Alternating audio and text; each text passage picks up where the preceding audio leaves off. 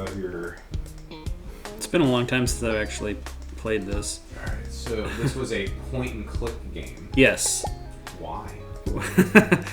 Well, there's a long story behind this one. So my brother Anton and I used to make comic books growing up, and he had these two stick figure characters called Lubby and Bubby, and Lubby is the one you're seeing on the screen right now.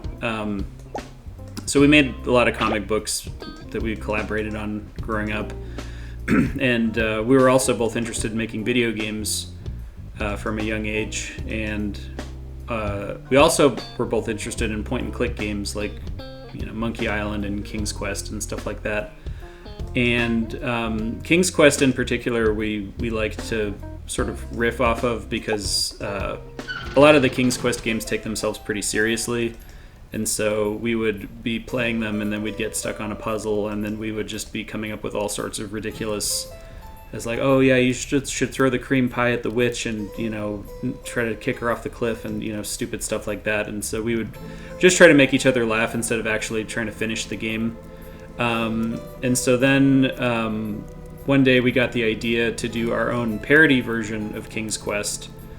And this is like mid-2000s when we decided that we were going to do this.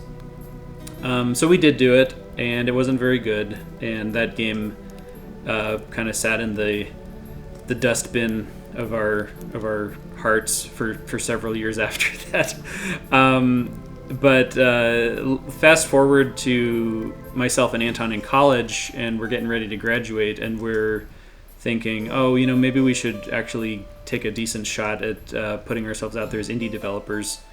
And so we were talking about like different games that we could make to be our flagship title for putting ourselves out there as a game development duo. And the idea occurred to us: what if we took that King's Quest parody we did back when we were kids, and we sort of remade it and made it a proper, decent game with modern souped up graphics and made it as impressive as possible. So the working title for the game was Nuts Quest, and we decided that was going to be too close to King's Quest. We didn't want to get ourselves sued for this parody, and so we literally the day before we had to demo it, we were going to go to the Heartland Gaming Expo in 2015 in Tulsa, and the night before we're discussing, do we call it Nuts Quest or do we call it something else, because it's the first time that we're going to put it out there in public. So literally the night before we demoed it at Heartland, we changed the name to The Idiot's Tale, and that's what stuck for the title for the game. And then he and I just worked on it for off and on for about 6 years.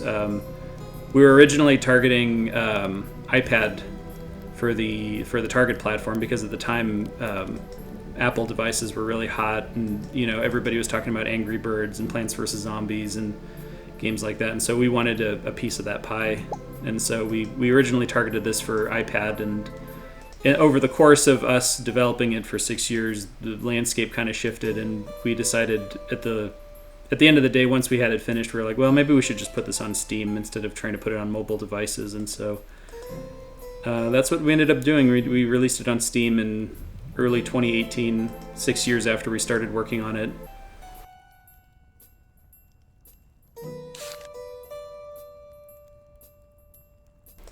Yeah, so for this project, we pretty much divided it 50-50 split. I handled all of the artwork, so the backgrounds and the sprite art and stuff like that, and Anton did all of the programming. We used an adventure game, a point-and-click engine that has since pretty much died, called Wintermute. I can't, off the top of my head, I can't think of any major games that were made in the Wintermute engine, but that was what we picked for this. We were both busy with other stuff. Neither of us was taking this all that seriously, and that was partially why this took 6 years to finish, just because we were kind of just working on it off and on when we felt like it. We also did this before. Well, we could have used version control for the game, Subversion or Git or something like that to keep track of our files, but we were being lazy, and so we had a Dropbox folder where we kept all of our project files, which I would not recommend ever doing that. We had a couple of collisions where we were both working on something and we stomped on each other's files. So yeah, I mean, definitely use version control if you can. I would not recommend doing it the way we did it. But yeah, I mean, we learned a lot doing this. I did all the art in Photoshop. I think people colloquially refer to 2018 as Indiepocalypse, when they removed the Greenlight program and just kind of threw the doors wide open for anybody to jump on. That was basically the environment that we dropped the Idiot's Tale into, was the post Greenlight, just the beginning of Indiepocalypse. I think I don't know if we would have gotten in on Greenlight or not. I'd like to think that they would have let us in if we had been part of the Greenlight program, but I'll never know.